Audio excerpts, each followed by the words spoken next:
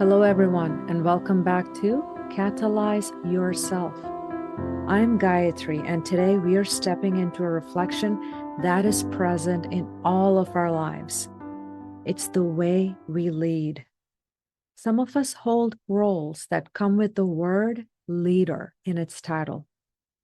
We may manage teams, set direction, or carry decision making responsibilities. And some of us lead without any formal titles. We lead through our presence in our homes, in our relationships, our friendships, our communities. We lead through the choices we make and through how those choices ripple out. Leadership is not something we step into and embody only when a title arrives. It is something we live by through how we choose to show up in our everyday moments. The role we can have can call us a leader. Living our lives will call on us to be a leader. And how we lead, that's determined by the choices we make. So today we are not here to question whether or not we are leaders. We are here to ask, what kind of leader are we becoming? We'll explore the quiet, everyday ways that leadership is always being lived. In the words we choose, the boundaries we hold, the care we extend, the moments we stay present, even when it would absolutely be easier to check out. And we'll reflect on how the way we carry ourselves, not in big, grandiose gestures, but in the micro moments, becomes a message. And it becomes a culture we are creating around us. We'll also talk about cognitive empathy and how leadership isn't just about how we feel, it is about how we understand, how well we understand what is happening around us, how deeply we notice, and how willing we are to meet the moment with presence, even when it is absolutely complex. Regardless of whether we are in a boardroom, a classroom, a kitchen, or just a quiet moment with our own selves, the opportunity to lead is everywhere. It's not about how many people follow us. It is about how intentionally we choose to respond to what is in front of us. And if we reflect on it, the way we lead is not something that waits for a big moment. It's happening all the time, in the smallest interactions, in the quietest choices, the words we say when no one's watching, the energy we bring into a room, the way we sit with someone else's discomfort. Because leadership isn't always about being out in the front.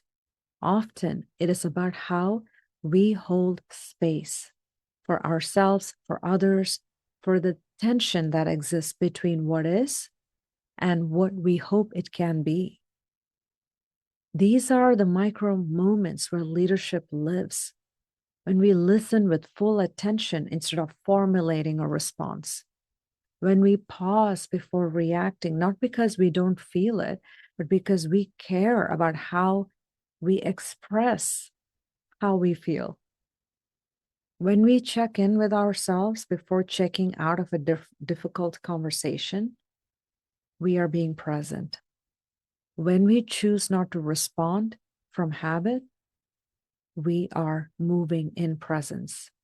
These choices, they may not get applause, but they are the foundation of trust with ourselves and those around us. They're signals that say, we are safe here, we're steady, we're listening. Even when it's hard, because the way we lead our day-to-day moments, it's building a climate, a culture, not just for our organization or families, but for our own nervous system, for the space inside of us that holds our thoughts and emotions and deeper awareness in collaboration and conversation, a healthy relationship within us. And this is why it matters. not just because we are being watched by others, but because we are consistently sharing who we are every time we choose to lead with presence. Every time we are strengthening the bridge between who we are and how we show up. We align our values with our action, and we will stop responding in reaction. Conscious leadership, self-leadership is not performance, it is presence. It's not about having all the answers all the time. It is about staying in conversation with clarity, humility, and care. So in the next few minutes, let's pause and ask, what are the micro moments that have shaped how we lead? And how can we bring more awareness, more steadiness, more intention into those quiet, everyday places where our leadership already lives? And let's talk about what strengthens leadership, not as a theory, not on paper, but in real life. And one of the most underestimated capacities within leadership is empathy, not the kind that feels for others, but the kind that chooses to understand them and respond to them with context. This is why we call it cognitive empathy. Cognitive empathy is not about absorbing someone else's emotion. It is about recognizing it. It is about asking, what might this person be experiencing? What do I know about their context, their story, their environment that could be shaping how they're showing up right now? That kind of empathy does not require agreement. It does not mean we excuse harmful behavior or abandon our boundaries, but it does mean that we do not make everything personal. We don't make someone else's reactivity a referendum on our worth. We learn to pause, we get curious, and in doing so, we create a little bit more room for response instead of reaction. And we've all had these moments. A colleague snaps in a meeting, a partner gets quiet, a friend cancels again. Our instinct might be to take it personally and to shut it down, to defend. But when we lead from presence, when we pause and ground ourselves, something else becomes possible. We can ask, is this really about me? Is there something unspoken here? What energy do I want to bring into this moment? That's conscious leadership. It's not about rescuing. It is not about fixing. It is about holding space for complexity without losing our own clarity. It is about seeing another's behavior and saying, I will not let this dictate my own, and I will choose to respond in a way that aligns with who I am. And sometimes cognitive empathy is not even about others. It is about ourselves. It is when we notice our own tension, our own shutdown, our own withdrawal, and instead of pushing through it and brushing past, we pause and we ask, what just got triggered? What am I trying to protect? What does this moment remind me of?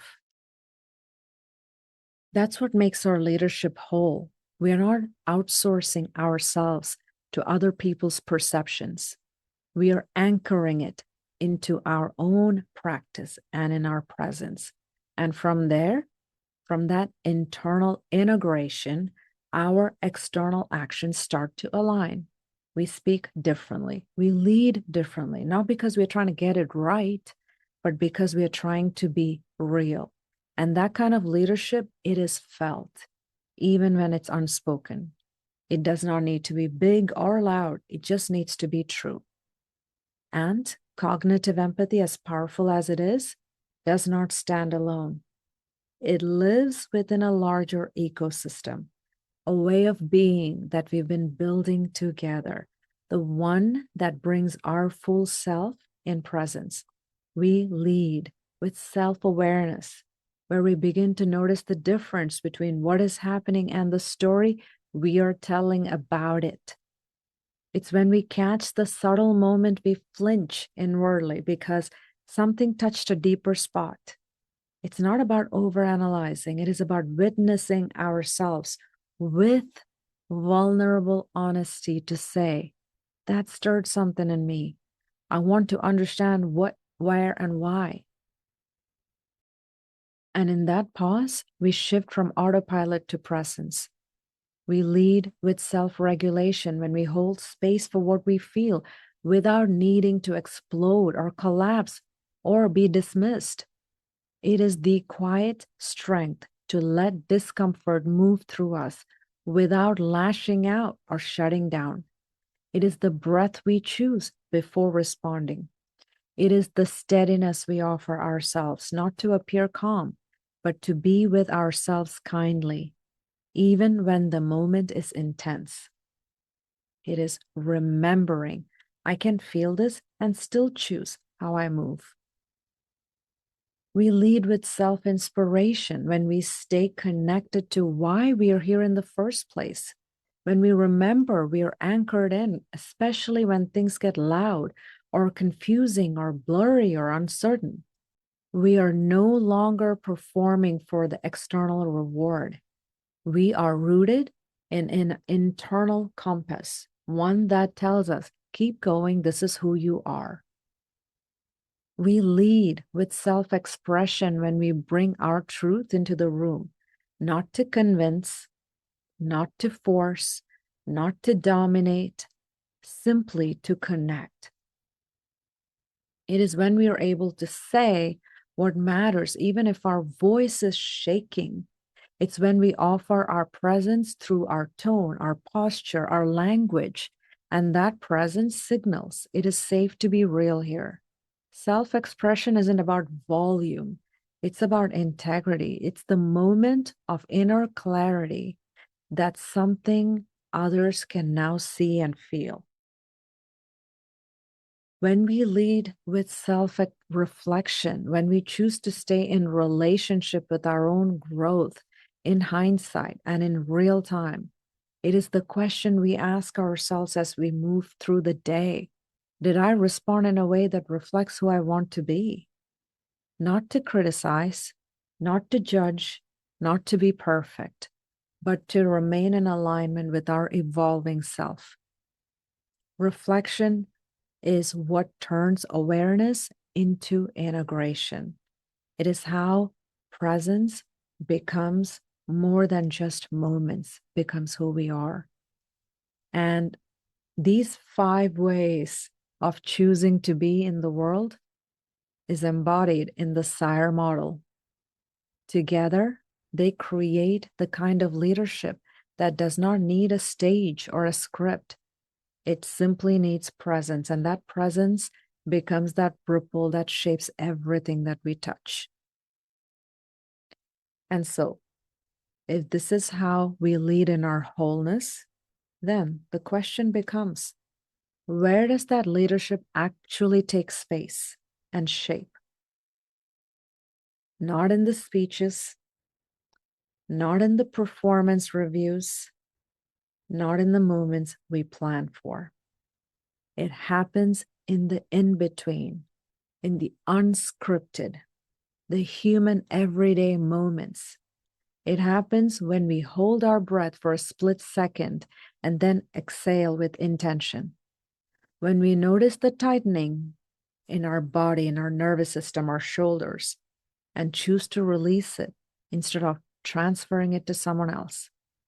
When we hear someone's words, we pause long enough to understand the meaning behind the tone. When we are interrupted, we do not react, we listen again, because the moment needs your intentional presence. These are the micro moments where conscious leadership lives, moments that may never be named, but they're felt every single time. We sometimes think we have to say something profound, make a bold move to prove that we belong. But the deepest influence we often have comes from the way we hold a moment that no one else noticed, needed holding. Like the moment we choose to soften our tone when someone else is already sharp, or the moment we check in with someone after a hard meeting, not to fix it, but simply to let them feel seen, or the moment we step back instead of taking credit because we remember the collective effort that made it happen. These micro moments are where our self-leadership becomes visible to the world. And in these moments, our presence speaks louder than performance ever could, because presence tells the room you don't have to rush, you don't have to shrink, you don't have to abandon yourself to belong here.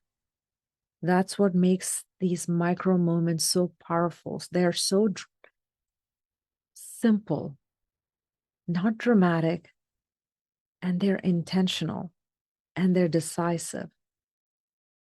They decide whether the space expands or contracts, whether we deepen trust or destroy it, whether our relationships and leadership reinforces hierarchy or we invite humanity.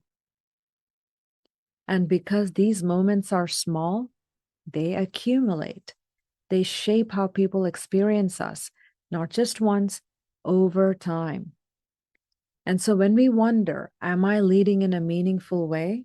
We don't have to look for that moment of applause or accolades. We can ask ourselves, did I stay present when presence was hard? Did I honor my values when no one else was watching? Did I offer clarity when confusion would have been easier? Did I show up in a way that gave someone else more room to be themselves? This is leadership in its most integrated form. No performance, no mask, no agenda, just one breath, one choice, one human moment at a time.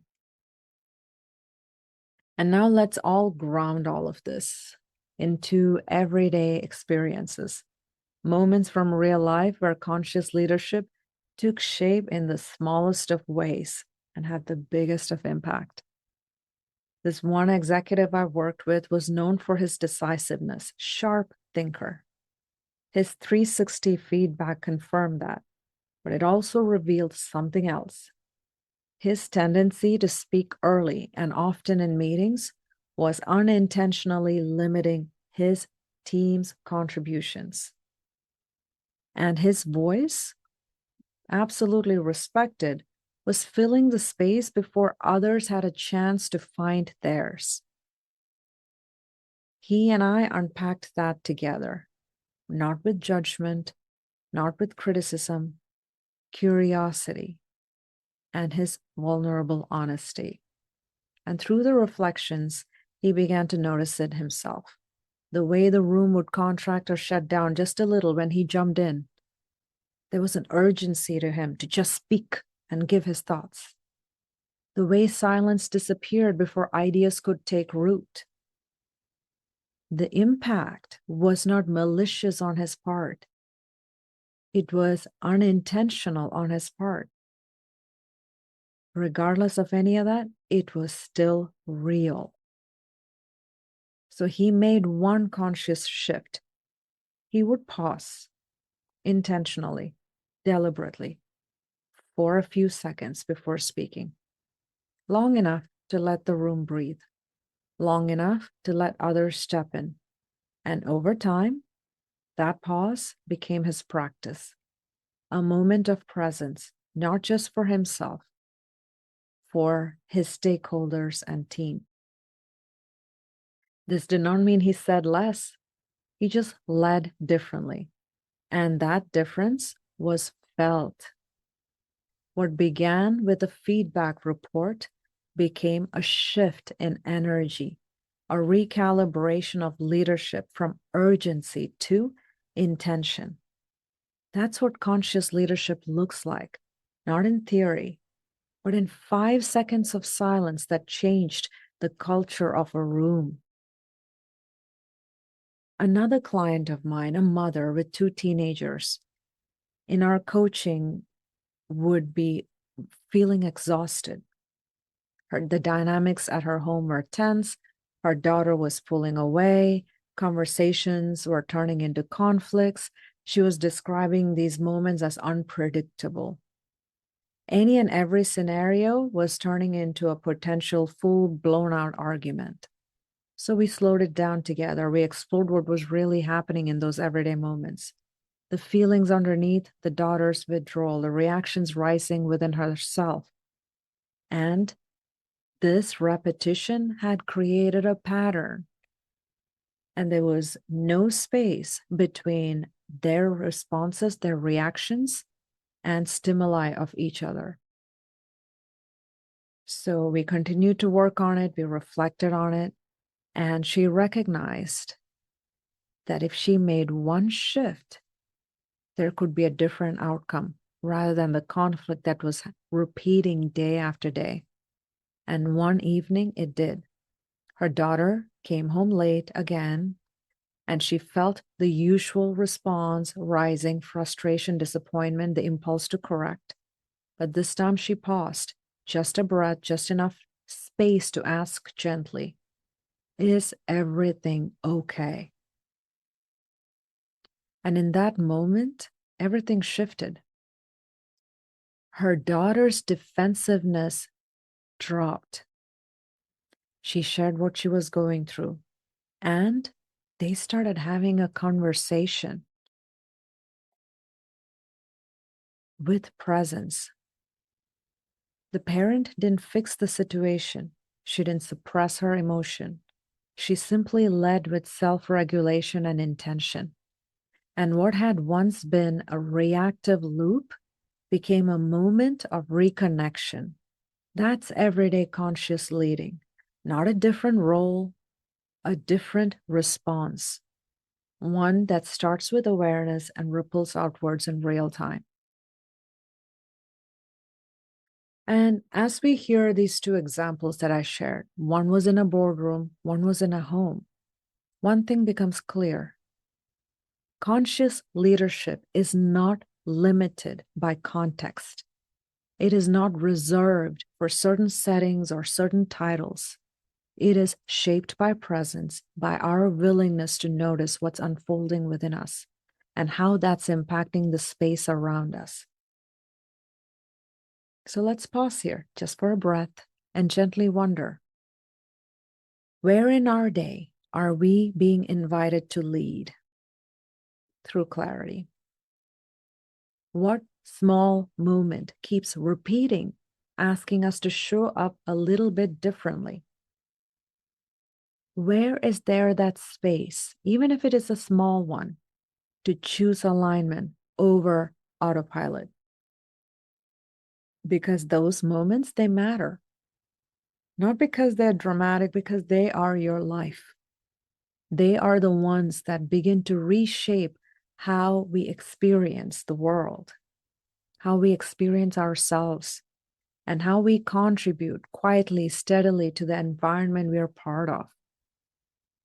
And when the moment brings us back to ourselves, we recognize, what if leadership was not something we had to earn, prove, or announce? What if it was already happening in how we greet someone, and how we hold a pause, and how we show up to conversation rather than avoid them? What if our leadership was revealed not in what we say we value, but in the small choices we repeat, the tone we bring, the space we create that demonstrates what we value? And what if, starting today, we choose to see those moments not as background noise, but as the place where real influence lives? Everyday conscious leading does not start with big changes. It starts with small permissions: the permission to stay present, the permission to choose care over performance, the permission to let our clarity guide the moment, even if the moment is hard, and from there it grows. So, as we close today, let's keep this in mind. Not all leaders come with roles and stages. The most impactful ones in our own lives simply come with presence, because the way we hold ourselves in our micro moments, in our repeated choices, and how we think, feel, and express become the way we hold space for others. And that is not a small achievement. That's the work that shapes families, teams, communities, and cultures. And next week, in episode 21, we go through your thriving mind, and we will continue this journey inward and outward, exploring what it really means to thrive.